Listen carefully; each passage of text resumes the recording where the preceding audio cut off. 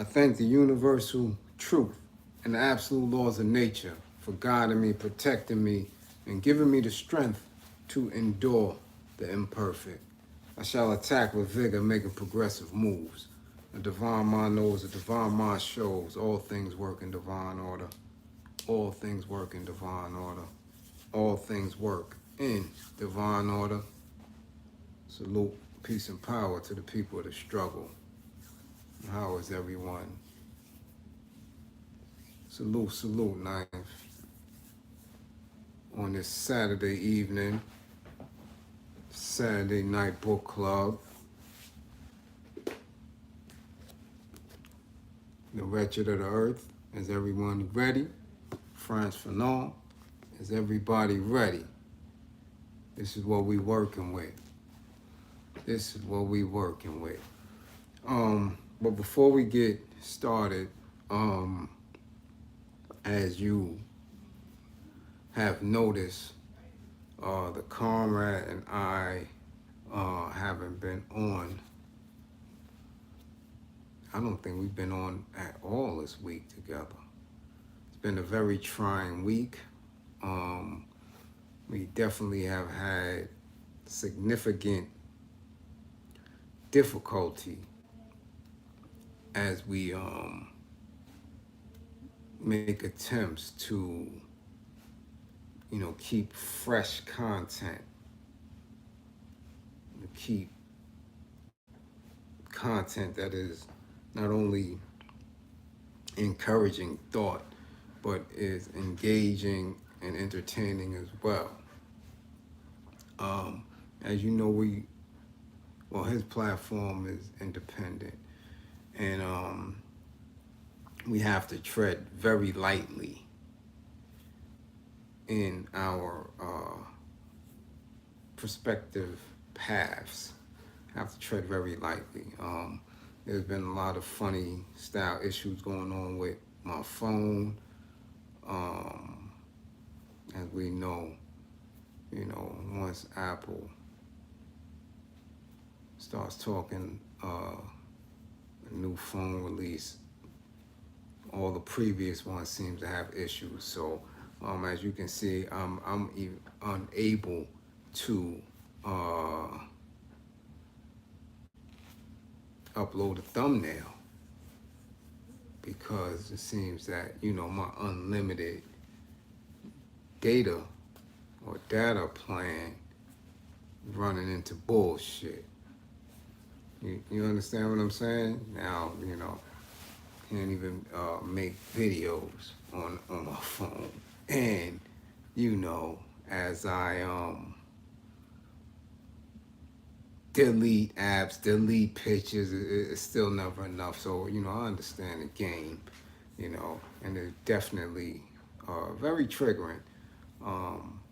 So, that was on my mind and has been on my mind all week, and, it's a funny thing when you sit back and you watch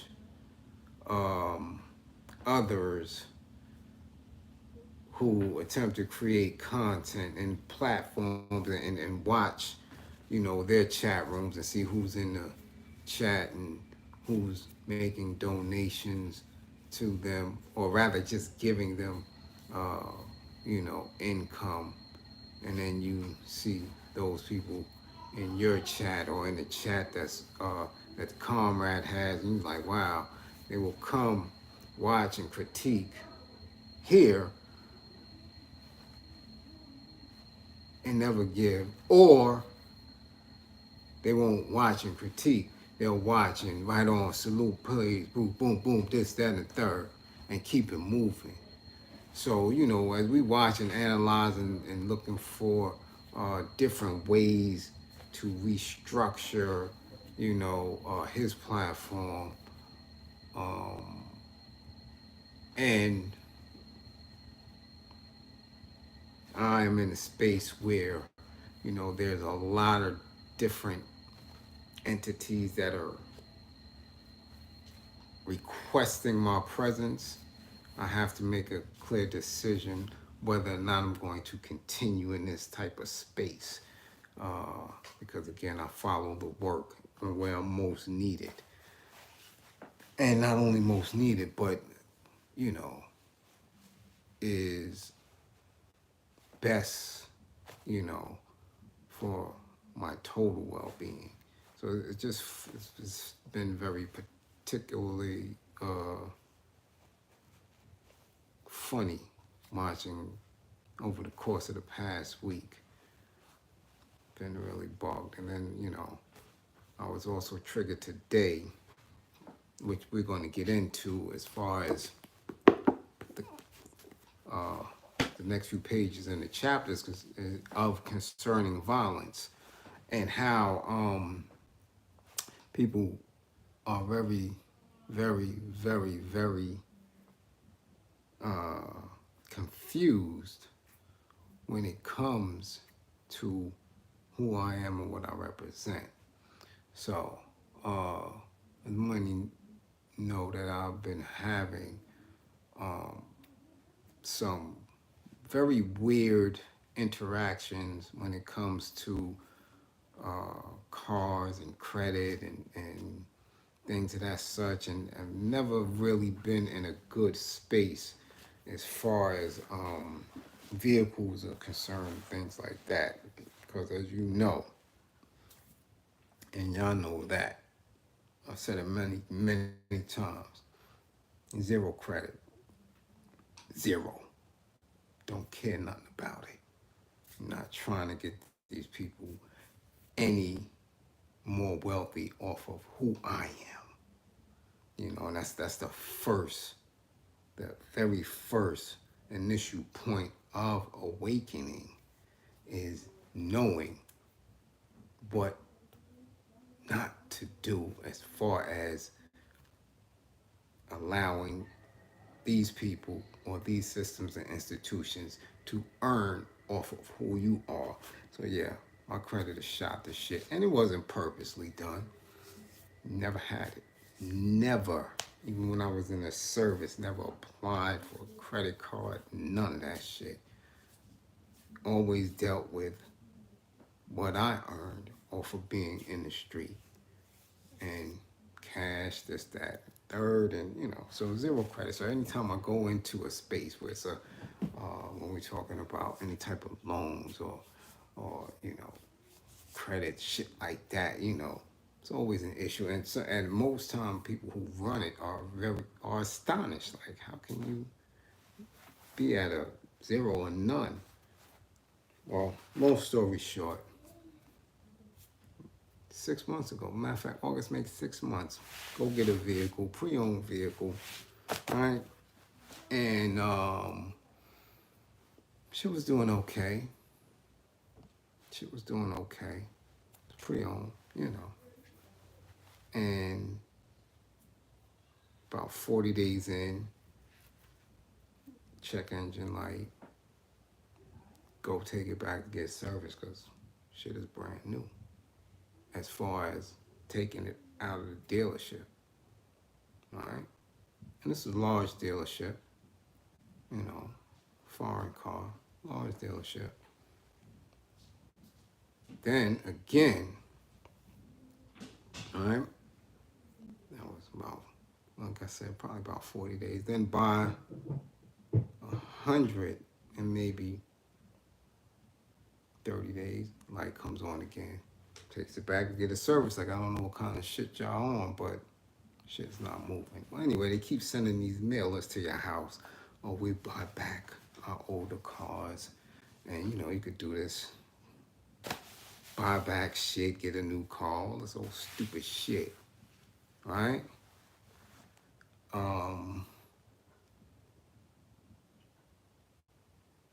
Go through there today because the mailer is, you know, it's very explicit. Yo, listen, we put this amount onto the car that we're going to buy back, purchase. So now, I don't want to give up too much. I want to tell people exactly where I live and shit. But this spot is filled on both sides of the street with dealerships, different cars. And got 2 on one side, 3 on the other side. I never knew it was like this on a Saturday. But as soon as I park in the middle of the block, so there's access to everybody seeing me, right? Witnessing. They're like, oh, okay. So we get out the car and we are attacked, bombarded. Hey, how you doing? Where you going? And I'm looking at these funny style looking dudes because through the years, I've always had issues with them. I understand the running joke of the car salesman and all this other shit. I get it. But this shit here was high impact. And I mean, we got out of the vehicle. The only other space that I can equate it to was going uptown to Washington Heights in the 80s and all the different drug crews attacking you. Yo, which one? Yo, I got that rock, I got the pound, I got the. I mean, that's all they did. They just swarmed you, assuming you was coming up there to get that. So every few steps, you got somebody else coming, running up to you, telling them about they got that. They got that. Yo, I got this, I got that. Yo, black, I got this. Like, fuck is you talking about? And usually, if I was on some bullshit, I would back them down and take it, because you running up on me, and that's not what I'm here for. But this is what it was. And forgive me, right? Most of the dudes that were there today at these car dealerships was foreigners, right? I've seen a few that I knew right off the rip were Dominican, and others right off the rip that was Haitian, because I'm looking at the shoes, looking at how tight they was wearing their suits and all that, and how they were presenting. Most of the white dudes kind of fell back and just head nod, and so I'm already tight. You're rubbing me wrong, your energy's right here. Immediately I'm triggered because I know that you're not coming to me in a space to be fair. You come to play with my intelligence.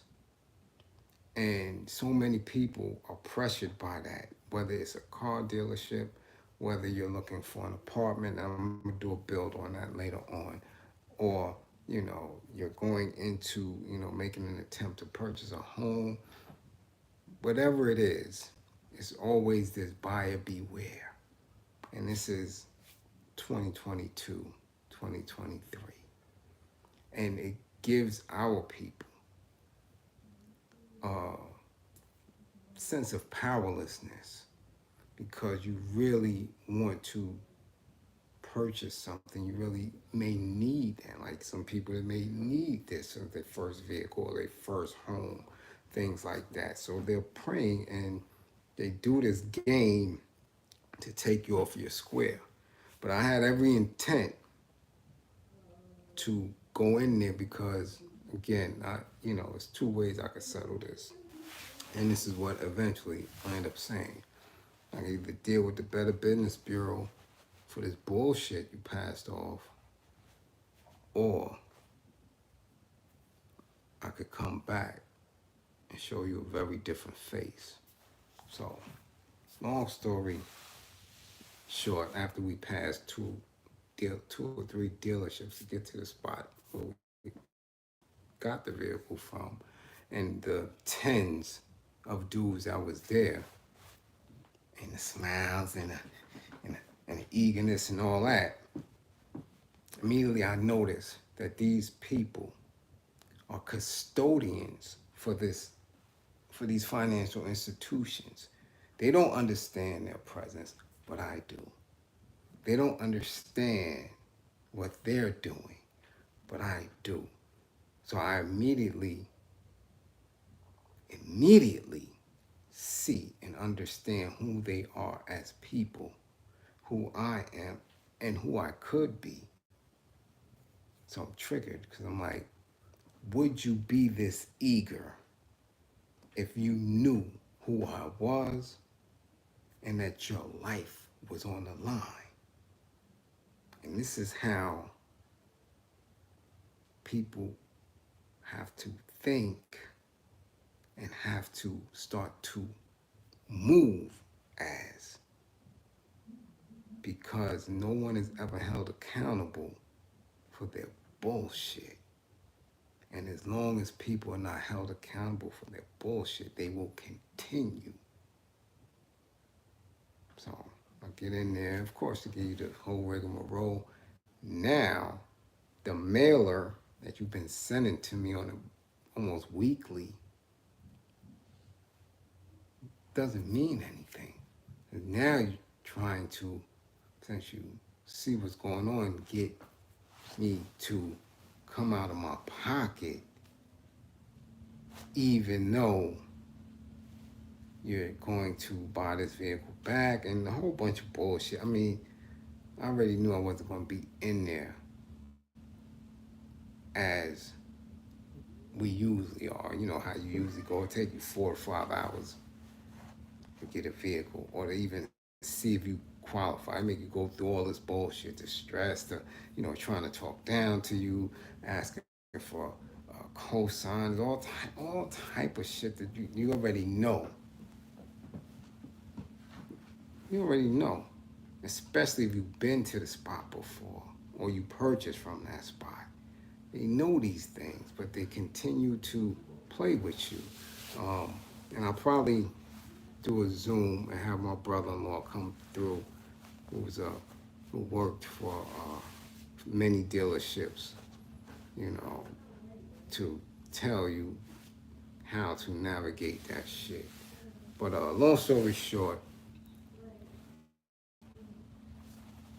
after, you know, going through the bullshit and saying, well, listen, the only way I could put you on something new is if you find somebody to co-sign. Now, this is not what the mailer said. This is not what you said, nothing. And we just was here 6 months ago. Why the fuck would I give you any more money when this shit that you gave me is not right and exact? So, I listen. Let my partner, you know, do her little spiel with, you know, her collect, you know, herself. She had to recollect and collect because, you know, I'm telling you, it's very aggravating. Aggravating. And nothing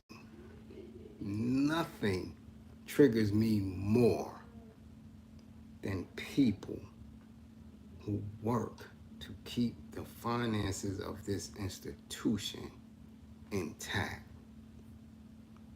and make a victim out of people who are coming to get something that they need. I'm telling you, when I tell you my years in the street have been nothing but taken from these institutions. Spots like that, credit unions, all type of shit. I'm not even gonna go into it, but I'm gonna tell you, fever gave them fever.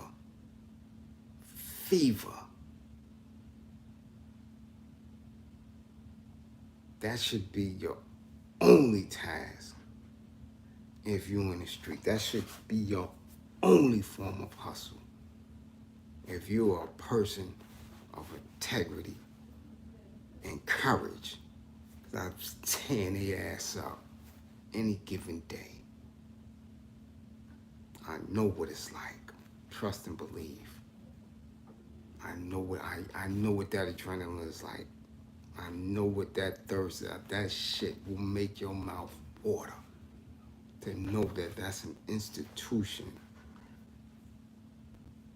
used to oppress people, used to dishearten people, used to make people feel small. I'm telling you. So, there was no way and no time to even put in the first portion of my anger management plan for myself. And I had to tell him upon walking out, I said, first off, we're going to call the Better Business Bureau to get up out of this whip. But I want you to know, sir, that there's another way I can handle this. And that's to cause you and a few people here to become a news story. Because you really don't know who people are. And you play, excuse me, and you're playing games. Play a lot of games. And I sort of look in his eye because I made it an intent to show my fangs. Right off the rip, just coming on the block and being approached like that, there's a different face that I know that I put on. I know it. I know it. I'm very approachable in the streets and in the community. I know me. And then I know when to turn it on. It's instant. And I look through their soul. And at that point, all bets are off. So, needless to say, it wasn't a pleasant ride back home because, I know that energy. Once I put it on, everybody gets nervous because they don't know if I'm going to come back from it. I really don't know if I'm going to come back from it. But our people have to, and I always encourage it, to not only know who you are, know your purpose, but to hold people accountable for their bullshit. Let people know. I don't care how you do it. Let people know that you know who they are. That you don't have to let them know you're displeased, but you have to start pushing that energy out. You have to.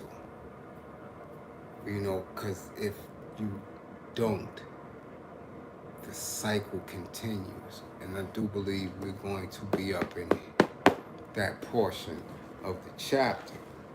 So, just want to know that the week has been it's been triggering, and it has unearthed a lot of thoughts and behaviors, right, that have been kind of, tucked away for some time. But as you see, as we continue to see and continue to witness a whole lot of bullshit on social media, a whole lot of bullshit in our lives around us, that is only but so far one can be pushed. You understand? Be mindful of that. Like I said, knowing your triggers is 90% of the battle. And I knew walking in there, I was going to be triggered. I'm telling you, I hate any custodians. And when we're woke and when we're conscious, you'll see. That's why I don't care who creates a group. If follow a certain doctrine. Most of the people, our people, melanated people, are custodians for white supremacy. Some are conscious of it, many are not. But they are custodians, they are guardians of white supremacy. And most,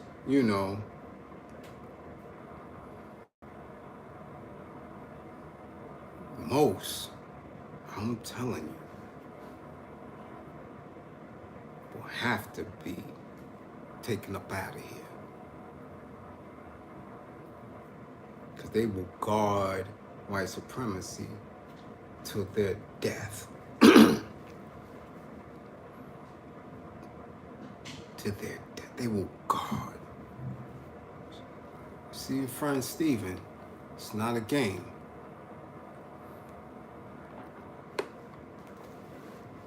So any of them, telemarketers calling you about bills and all that, parking ticket agents, all that shit, all these people, car salesmen, bank tellers, all these people are custodians for, and I'm telling you, when you do the studies, when you start researching People's War, liberators, and you see who the People's Army were taken out of there, you're going to see exactly who those people are.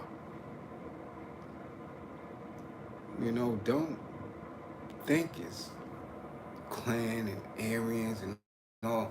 Those people, that's the last. Excuse me, that's the last. Your people. Your people. You have to feel good and be in a perfectly honest space with having to give them your wrath. If you don't, you're not ready for it. I'm telling you. But these people are the main ones. The main ones that'll troll you, that'll set you up, that'll turn you over to the authorities and sit on the jury and convict your ass to the chair. Your people. You gotta be careful. You gotta be mindful when you're signing up for this. Trust and believe that you got some ignorant asses. Ignorant asses. And I'm telling you, if I didn't have that little 17-year-old in there,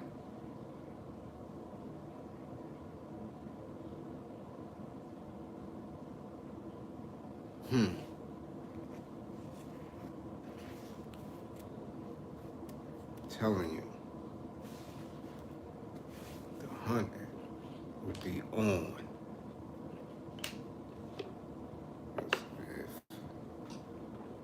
If you don't think that I love dishing violence,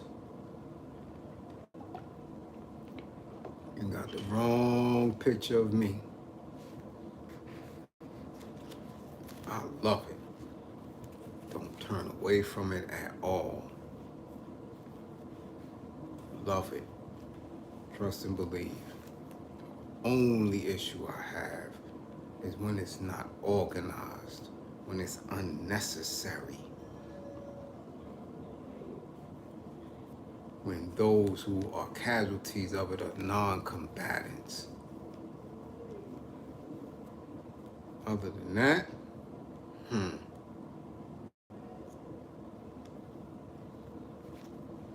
All right, so let's get on. We're on page 57, concerning violence. Wretched of the earth. Again, everyone, as you come in, moderators, please.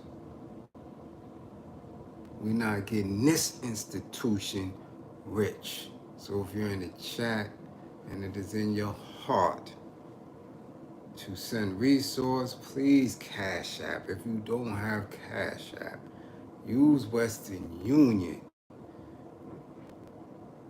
Use Western Union. If you are dropping $50 in that super chat, trust and believe you just gave YouTube $40. I'm not getting that. It doesn't work like, don't move like that. So please, if you're not going to do it, the way we're asking, save your bread. If you don't have Cash App and it's not worth you Western Union it, don't do it.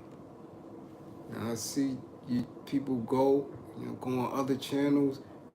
They may be doing it. They scrounging. They not going to do nothing but spend it up anyway. Anything that come here goes directly to the people. So playing these YouTube games, I'm not with it. So if they come in, make sure that's known. Make sure that's known. If you have your book, read along. If you don't have it, you'll catch up. Commentary is always explained. All right? On another level, we see the natives' emotional sensibility exhausting itself in dances which are more or less ecstatic. This is why any study of the colonial world should take into consideration the phenomena of the dance and of possession, right? You know how we do our dances, whether it be hip hop, whether it be reggae, whether it be salsa, you understand? Merengue, you see the possession, right? Or they want to, equate that to being possessed because we're in the groove, we're in the vibe. Study it, right? Watch how people who are oppressed, again, are the most creative, have the most culture with them, arts in different languages to communicate what they're feeling, okay? The natives' relaxation takes precisely the form of a muscular orgy in which the most acute aggressivity and the most impelling violence are canalized, transformed, and conjured away.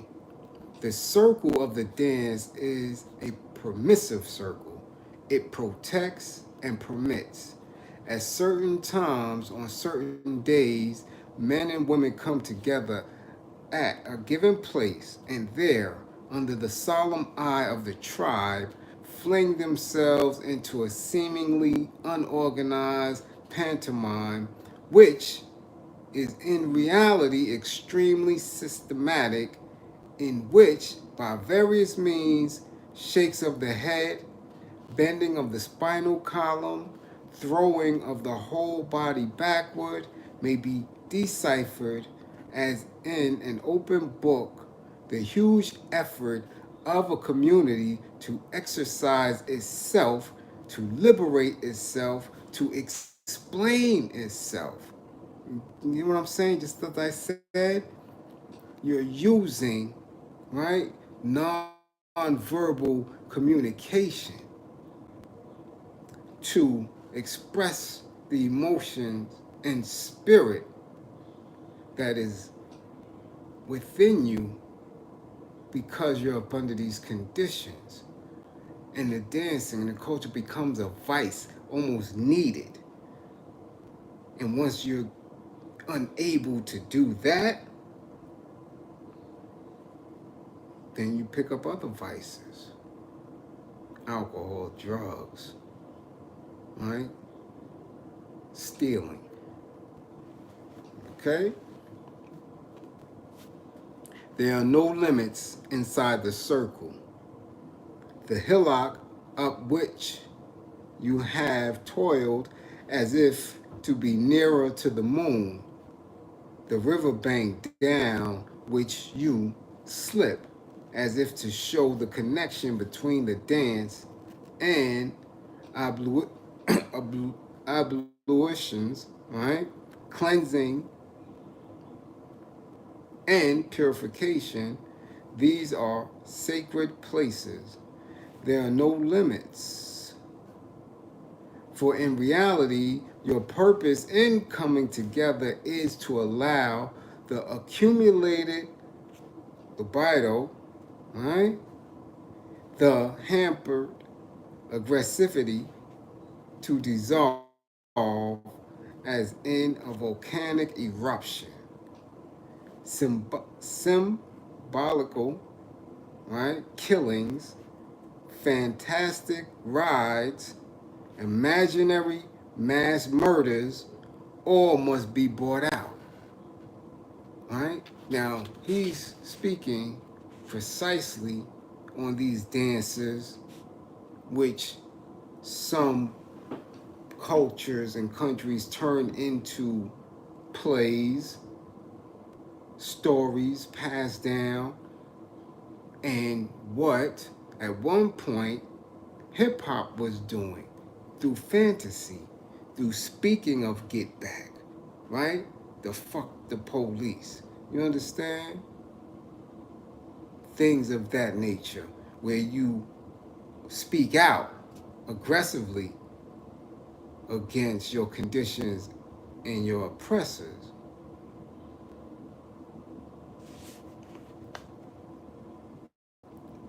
The evil humors are undammed and flow away with a din as of molten lava.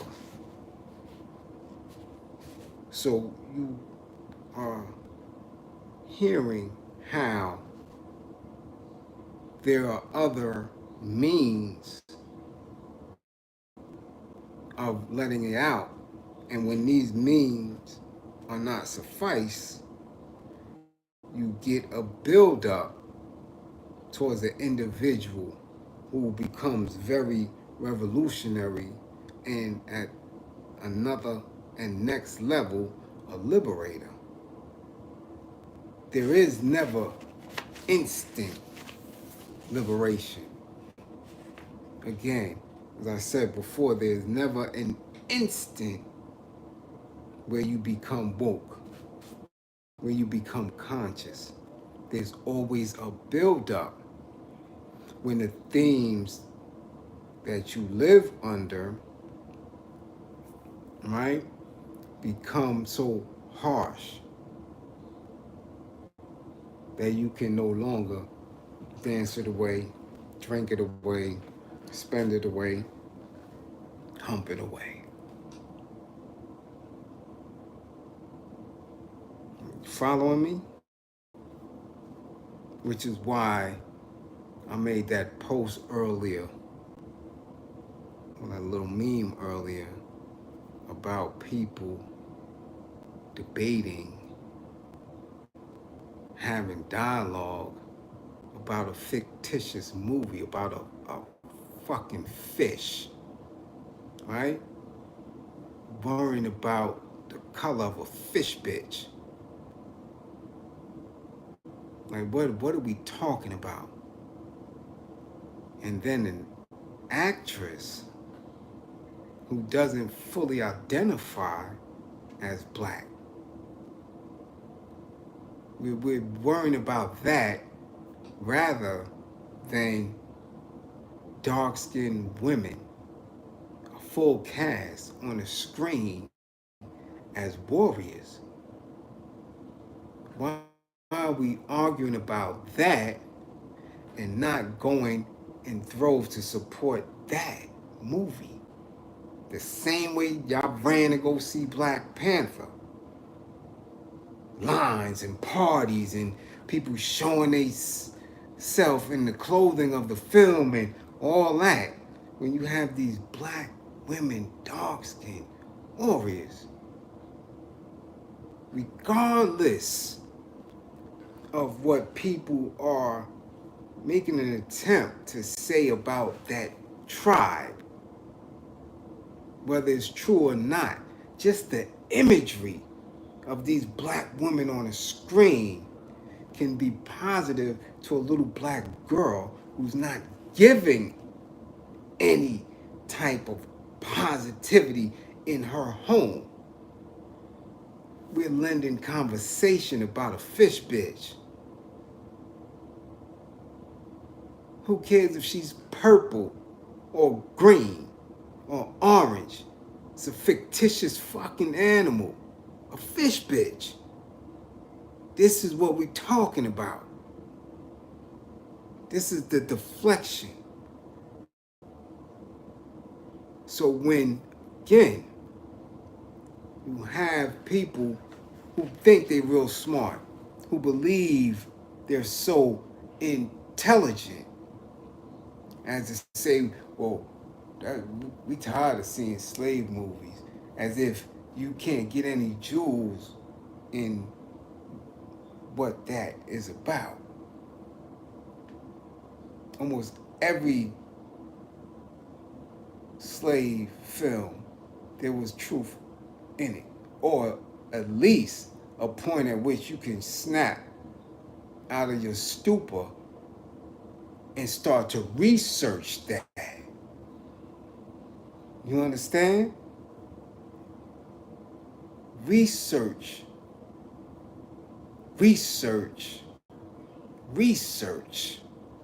Because everybody, like I said, has a different point of awareness. So I may be levels ahead of most. So I can expect them, as Tierra asked me about George Jackson. I can't expect people to be on that type of time, on that level of consciousness and commitment. Just can't. They're not there. They haven't read what I've read. They haven't lived what I lived. They haven't bled white folks for the cause. They haven't done it. They haven't done a decade behind the walls. They don't know what that is, that feels like. So they're not as committed to the people. They're not. And I cannot expect them to be. So when people say, well, they can't get nothing from a film like that, then it's not for you. But then what is for you? And what are you doing? So the little black girl who may be a little bit chubby, right? Because the only things that come through her house to eat are fucking Takis and quarter waters and bullshit. So she's obese and borderline diabetic at 9, 10, 11 years old. And she sees a movie with strong black women in shape fighting, and she gets inspired. And because of her inspiration from viewing that powerful image, because propaganda is powerful, because a lot of y'all older broads, a lot of them are empowered, right? And lose all smarts and faculty following a Megan Thee Stallion. You got that despicable bitch all in your TikTok music and all that. So we know how powerful propaganda is if this little black girl can be inspired to do push-ups, to eat well, to want to look like that and get her out of her pre-obesity. What's the harm?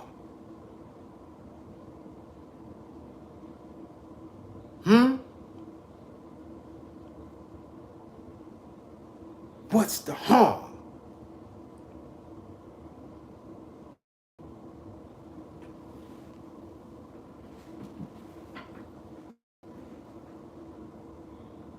get a lot of these pseudo revolutionaries, these fake ass liberators that want to make stands because, like I told y'all before, everybody can be somebody on social media and create these images because nobody hold them accountable for the shit that they say and type and print.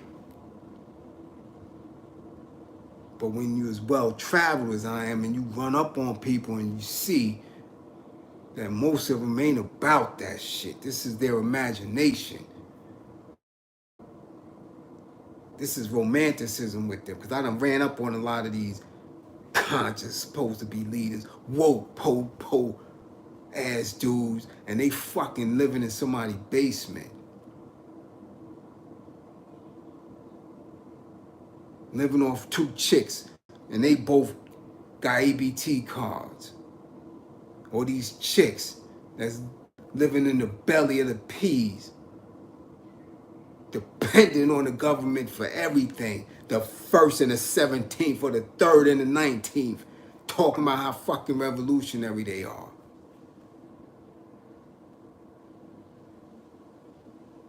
But sit and critique every goddamn thing. Everything is negative. Without giving it any true scholarship.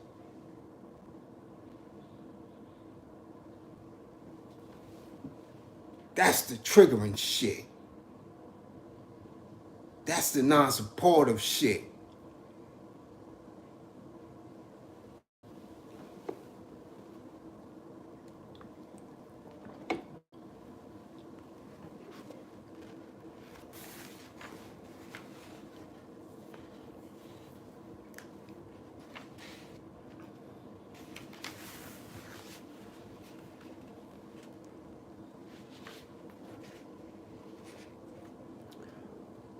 One step further, and you are completely possessed. In fact, these are actually organized seances of possession and exorcism. They include vampirism, possession by jinns, by zombies, and by Legba, the famous god of the voodoo. This disintegrating of the personality, this splitting and dissolution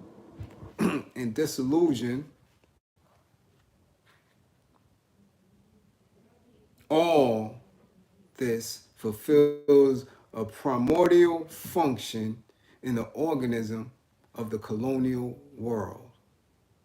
When they set out, the men and women were impatient, stamping their feet in a state of nervous excitement. When they return, peace has been restored to the village.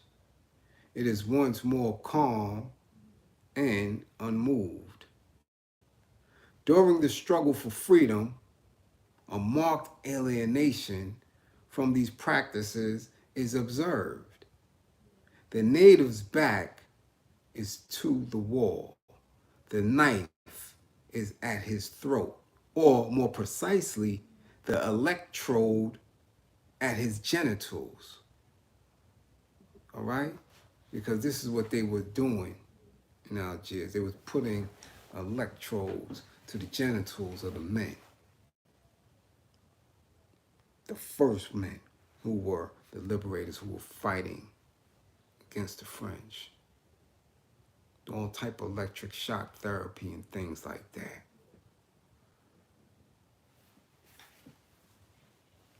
He will have no more call for his fancies. After centuries of unreality, after having wallowed in the most outlandish phantoms, at long last the native, gun in hand, stands face to face with the only forces which contend for his life, the forces of colonialism. And the youth of a colonized country growing up in an atmosphere of shot and fire, may well make a mock of, and does not hesitate to pour scorn upon the zombies of his ancestors, the horses with two heads, the dead who rise again, and the jinns who rush into your body while you yawn. The native discovers reality and transforms it into the pattern of his customs, into the practice of violence, and into the plan for freedom. So, when you're watching, when you're analyzing, some images that are right and exact and proper and you can draw from, some which have the intent to make you feel dehumanized, to feel lesser, to put false narratives and agendas in your head. Even those can cause you, through your understanding, to be awakened. Because that's exactly what happened, right? With Jim Crow, right? And all that mammy shit, and all those symbols, and all that blackface. That caused people to react and say, hold up. That ain't me, that's not us. So imagine they never did that. You might have been 2 or 3 decades away from civil rights. Because there's an arrogance that comes from ignorance. And when the white supremacists were so ignorant, because of their arrogance, to throw shit in your face, which Hollywood was, it caused an immediate awakening. Imagine if they would have never did it. Imagine if they would have kept everything in books that you don't read, or books that you weren't allowed to read. Imagine Hollywood just beginning in the 50s. You might have been so stuck and stupid onto them believing, or us believing, that we were included into what they call their society, that right now we might have been going through the civil rights era. Just now. So when you speak on negative images in Hollywood, negative, regressive images of who we supposed to be are in their advertising and in their world, and you act as if you can't be awakened by that.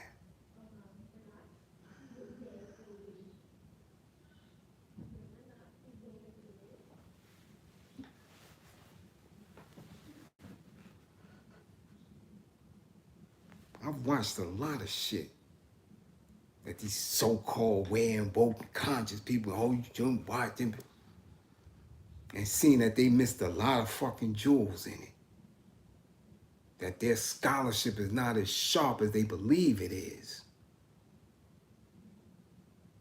I see people complain about, oh, when Django was out, oh, I don't want to watch that. And how many times they gonna give us that? And there's so many fucking jewels in it.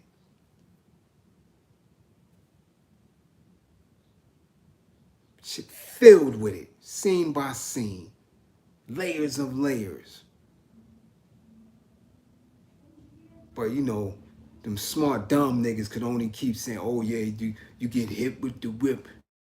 Yeah, we on slaves, and that's you, the smart pseudo intellectual ass dumb nigga, missed everything in it. Where you had to go back and say, hold up. How was this German just running freely? What was he trying to hit Django to? That These crackers don't know how to read neither. That if you interpret law to them and sound like you know what it is, we can run on through this shit. And then make you go back and say, well, how many Germans was around during that time? They make you go back and say, hold on, well, who were the first slaves, the first Slavs? What was the status of the individuals who came? And why were they kicked out of Europe?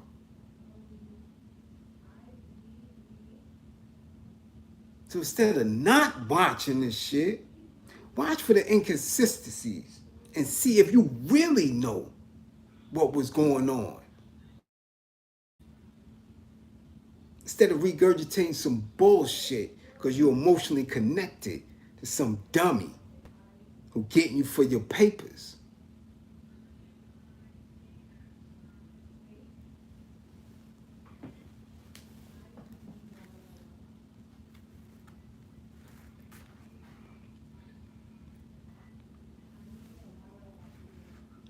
We have seen that this same violence, though kept very much on the surface all through the colonial period, yet turns in the void. We have also seen that it is canalized by the emotional outlets of dance and possession by spirits. We have seen how it is exhausted in fratricidal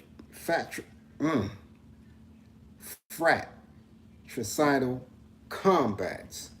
Now, the problem is to lay hold of this violence, which is changing direction. When formerly it was appeased by myths and exercised its talents in finding fresh ways of committing mass suicide, now new conditions will make possible a completely new line of action. Okay, so when they're speaking on mass suicides, we've always heard of that. We've been studying and in our research seeing that there were many reports and stories of mass suicides globally from the original people because they resisted everything that had to do with the attempts of being enslaved. It didn't begin and start on the transatlantic. Many on the continent, many more in the Caribbeans, and in Central South America, wherever indigenous people were. And these Europeans and Arabs as well made attempts to enslave people. You had this mass suicides and things of that nature. But at a certain point, a new consciousness arises and says, no, we're not doing this to ourselves. There's another phase, right? Nowadays, a theoretical problem of prime importance is being set. Thank you, Richard Gatlin, for the Cash App. Nowadays, a theoretical problem of prime importance is being set on the historical plane as well as on the level of political tactics by the liberation of the colonies. When one can affirm that the situation is ripe for a movement of national liberation, in what form should it first be manifested? Because the various means whereby decolonization has been carried out have appeared in many different aspects. Reason hesitates and refuses to say which is a true decolonization and which a false. We shall see that for a man who is in the thick of the fight, it is an urgent matter to decide on the means and the tactics to employ. That is to say, how to conduct and organize the movement. If this coherence is not present, there is only a blind will toward freedom, with the terribly reactionary risks which it entails. So you have to, again, as I say from the onset, from the very beginnings, when you're organizing, have to know your end goals. What is going to be, right, the preferred outcome? You have to know and discuss that. What is the outcome? How do we organize effectively? Who do we organize with? Once that is solid, everything else is easy because there's no gray areas if you're not in alignment. Right? Whoa. You're going to be dealt with. You're going to be dealt with. That is how most of the countries who liberated themselves moved. There was no time for the morals, for the values of the oppressing class. You had to dismiss that, get rid of it. Gone. So therefore, you cannot sit with them and want them to acknowledge you as someone who is in alignment with who they are. That is how come many of us are mentally off, because you're looking to be the appeaser between your oppressor and the oppressed. You're looking to be cuddled by them. You off code, you out of here. Or you're looking to deceive,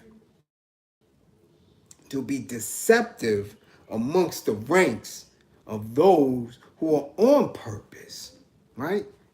These fake conscious community people. Shit like that, these scammers.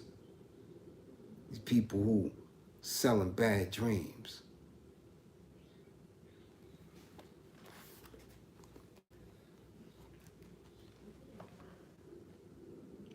What are the forces which in the colonial period open up new outlets and engender new aims for the violence of colonized people? In the first place, there are the political parties and the intellectual or commercial elites. Now, the characteristic feature of certain political structures is that they proclaim abstract principles but refrain from issuing definite commands. The entire action of these nationalist political parties during the colonial period is action of the electoral type, a string of philosophical political dissertations on the themes of the rights of peoples to self-determination, the rights of man to freedom from hunger and human dignity, and the unceasing affirmation of the principle, quote unquote, one man, one vote. The national political parties never lay stress upon the necessity of a trial of armed strength, for the good reason that their objective is not the radical overthrowing of the system. Pacifists and legalists, they are in fact partisans of order, the new order. But to the colonialist bourgeoisie, They put bluntly enough the demand, which to them is the main one, give us more power. On the specific question of violence, the elite are ambiguous. Huh? They are violent in their words and reformist in their attitudes. When the nationalist political leaders say something, they make quite clear that they do not really think it. So when you're talking about struggle and liberation, you're not talking about building no damn museums.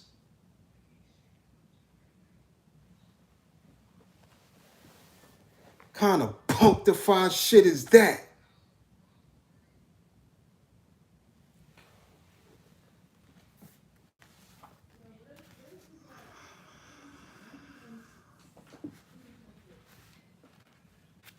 This characteristic on the part of the nationalist political parties should be interrupted in the light both of the makeup of their leaders and the nature of their followings. The rank and file of a nationalist political party is urban, the workers, primary school teachers, artisans, and small shopkeepers who have begun to profit at a discount, to be sure, from the colonial setup, have special interests at heart. What this sort of following demands is the betterment of their particular lot. Increased salaries, for example. The dialogue between these political parties and colonialism is never broken off. Improvements are discussed, such as full electoral representation, the liberty of the press, and liberty of association. Reforms are debated. Thus, it need not astonish anyone to notice that a large number of natives are militant members of the branches of political parties which stem from the mother country. These native fighters, under an abstract watchword, government by the workers, and they forget that in their country it should be nationalist watchwords, which are first in the field. The native intellectual has clothed his aggressiveness in his barely veiled desire to assimilate himself to the colonial world. He has used his aggressiveness to serve his own individual interests. Schools, museums, DVDs, clothing lines, liquor, being a billionaire, multimillionaire, over and over. Individual interests and gains, not gains of the people. Individual gains that are not really gains at all. So I say, watch who you pay attention or give your attention to. Be mindful of that.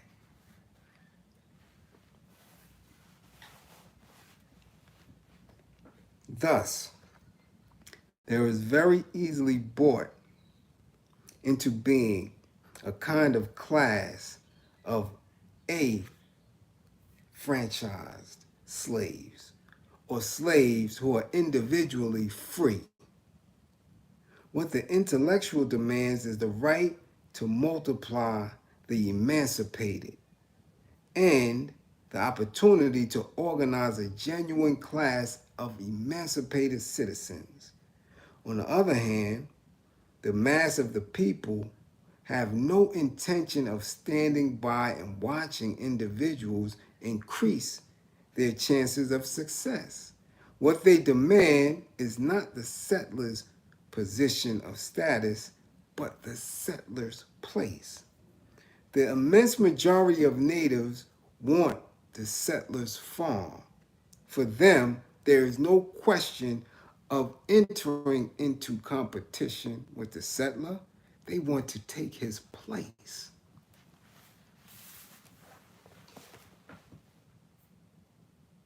Fuck I need y'all for? You here? You're on my land. I don't want to be in competition with you. Your ass is out of here. But if they have not been radicalized properly, if they have not been educated properly, they become the oppressor in blackface. Because they have bastardized the morals and the values of what once they hated.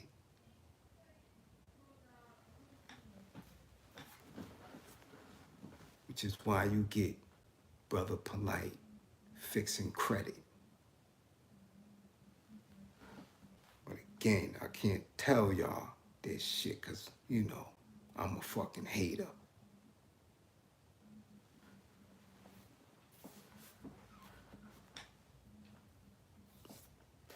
The peasantry is systematically disregarded for the most part by the propaganda put out by the nationalist parties. Let's say they never really think about or talk to the gangbangers, dot society that's running around, the subcultures. People are still at the same levels that they've been in for the last 40 years. I know people that have been on the system in the projects for the last 4 decades haven't moved. So when we're speaking on this high level of consciousness and I know this, I know that, and all this bullshit, they never do the real work and get down and dirty in the hood. You don't see them. So they are left out of these discussions and have to create a space of their own, which is why we continue to see so much gun violence, which is why we continue to see so much domestic violence, and we see mothers drowning babies in Coney Island, and we see women killing men.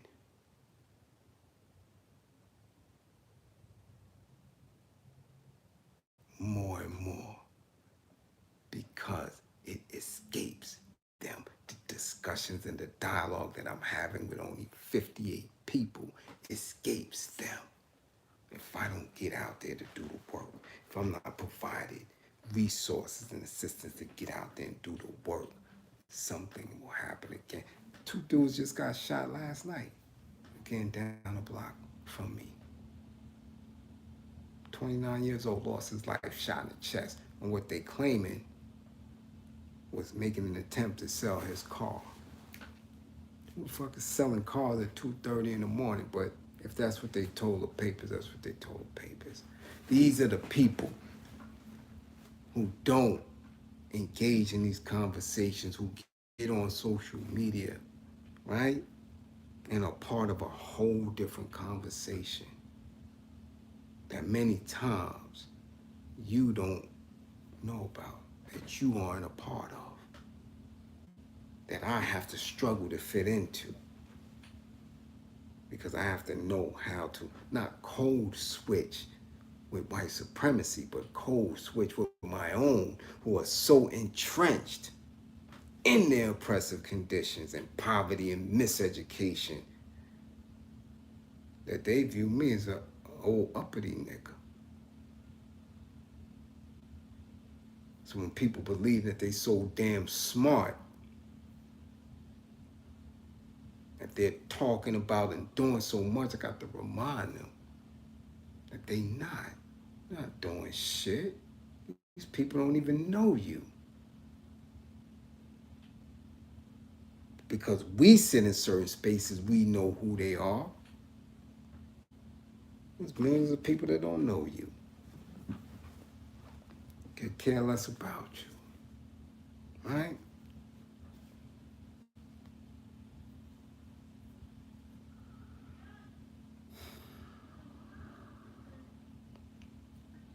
peasantry, I'm going to repeat again, is systematically disregarded for the most part by the propaganda put out by the nationalist parties. And it is clear that in the colonial countries, the peasants alone are revolutionary, for they have nothing to lose and everything to gain. The starving peasant, outside the class system, is the first among the exploited to discover that only violence pays. For him, there is no compromise, no possible coming to terms.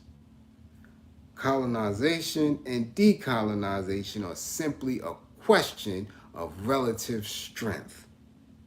The exploited man sees that his liberation implies the use of all means and that of force first and foremost. When in 1956, after the capitulation of Monsieur Guy Mollet to the settlers in Algeria, the Front de Libération Nationale, in a famous leaflet, stated that colonialism only loosens its hold when the knife is at its throat. No Algerian really found these terms too violent. The leaflet only expressed what every Algerian felt at heart. Colonialism is not a thinking machine, nor a body endowed with reasoning faculties. It is violence in its natural state, and it will only yield when confronted with greater violence. Salute, Horace. Thank you for the Cash App.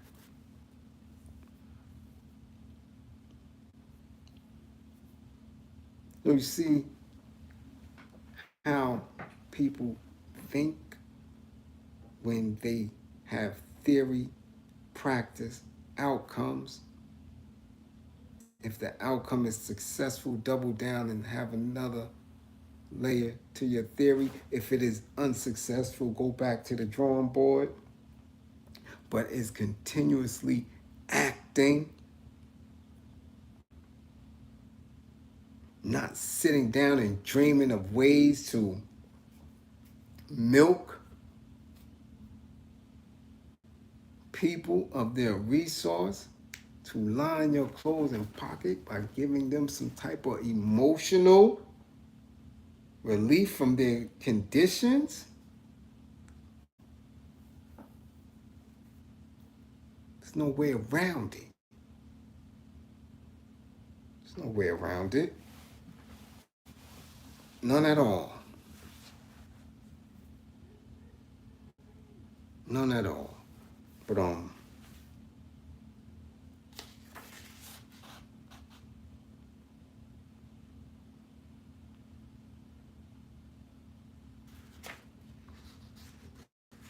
it's deep. It's very, very deep. We do book club. We don't bullshit. You're gonna have to shift. You're gonna have to shift. You have to view yourself in a different space. Because the books just say it's going what? We can make it literal, we could take it, make it figurative. But once you look and see that people have won, and these people are in a different space than they were in, and we're still in the same spaces that we in now, you're gonna have to look at yourself different. You'll have to see your purpose. That's what we do here. All right? At the decisive moment, the colonialist bourgeoisie, which up till then has remained inactive, comes into the field. It introduces the new idea, which is in proper parlance, a creation of the colonial situation, nonviolence. In its simplest form, this nonviolence signifies to the intellectual and economic elite of the colonized country that the bourgeoisie has the same interests as they, and that it is therefore urgent and indispensable to come to terms for the public good. Nonviolence is an attempt to settle the colonial problem around a green baize table before any regrettable act has been performed or irreparable gesture made, before any blood has been shed. But if the masses, without waiting for the chairs to be arranged around the baize table, listen to their own voice and begin committing outrages and setting fires to buildings, the elite and the nationalist bourgeoisie parties will be seen rushing to the colonialists to exclaim, "This is very serious. We do not know how it will end.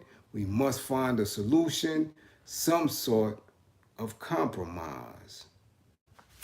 All right? This idea of compromise is very important to the phenomenon of decolonization, for it is very far from being a simple one.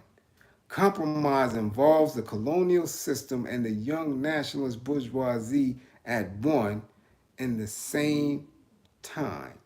The partisans of the colonial system discover that the masses may destroy everything, blow up bridges, ravaged farms, repressions, and fighting harshly disrupt the economy. Compromise is equally attractive to the nationalist bourgeoisie, who, since they are not clearly aware of the possible consequences of the rising storm, are genuinely afraid of being swept away by this huge hurricane, and never stop saying to the settlers, "We are still capable of stopping the slaughter. The masses still have confidence in us. Act quickly if you do not want to put everything in jeopardy." See how these coons play? That's the coons. That's the politicians. That's the fake ass social activists. One step more, and the leader of the Nationalist Party keeps his distance with regard to that violence. He proudly proclaims that he has nothing to do with these Mau Mau, these terrorists, these throat slitters. At best, he shuts himself off in a no man's land between the terrorists and the settlers, and willingly offers his services as go-between. That is to say, that as the settlers cannot discuss terms with these Mau Mau, he himself will be quite willing to begin negotiations. Thus, it is that the rear guard of the national struggle, that very party of people who have never ceased to be on the other side of the fight, find themselves somersaulted into the van of negotiations and compromise, precisely because that party has taken very good care never to break contact with colonialism. And we're going to chill right there. And we'll pick up on page 63. But again, as you know, as in book chat and not as engaged with the chat as I am when I may be on here with a different topic or woman's up, you know.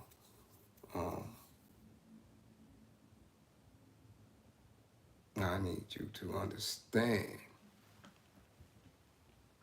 book club. I need you to revisit, replay because I'm running through. And there are a lot of layers that you cannot miss. Because as you go through it, you will see, understand.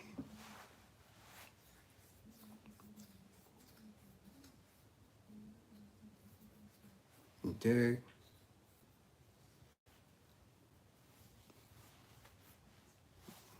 Because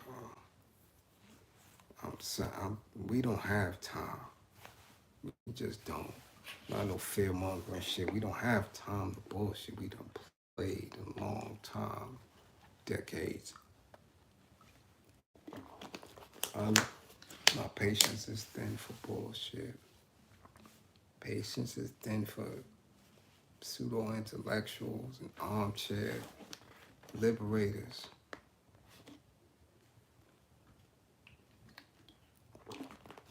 I don't. Is there a playlist for book club? No. I create a playlist for it. You know, but patience is thin and resources thin. I'm telling you.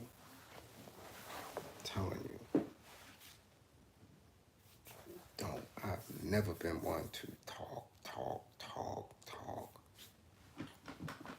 And I really don't make attempt to convince people to fuck with me. I really don't, because I know I push the limits.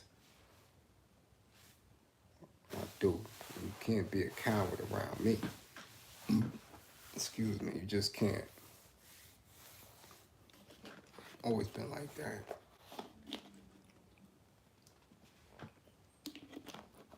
I'm always on go. Always. So I know that what I'm building, what I'm speaking on, I definitely am doing it so others can organize and walk effectively. Everyone is not on the same level. Everyone is not going to do what is necessary. Understand? So understand your levels. Understand your levels and where you're at with it. Again, I always appreciate my moderators for coming through and holding it down with me, and for sharing and for listening, you know, for growing. Definitely. Definitely appreciate the chat and all of those who decided to give tonight. And as always, don't believe in me. Believe in my belief in you. Nobody gonna tell you the way I tell you. I know you can do it because I've seen, I've witnessed. I know. It's just a matter of igniting that little spark plug. You dig? So, I gotta use that peace, everyone. Peace, you know. I may dance around social media for a little bit tonight. I don't know. I had a very long day. Triggered on many aspects. It really was. And again, with personal growth, maturity, right? And different purpose, does not mean that I forget who I am. Doesn't mean that I forget what I have done.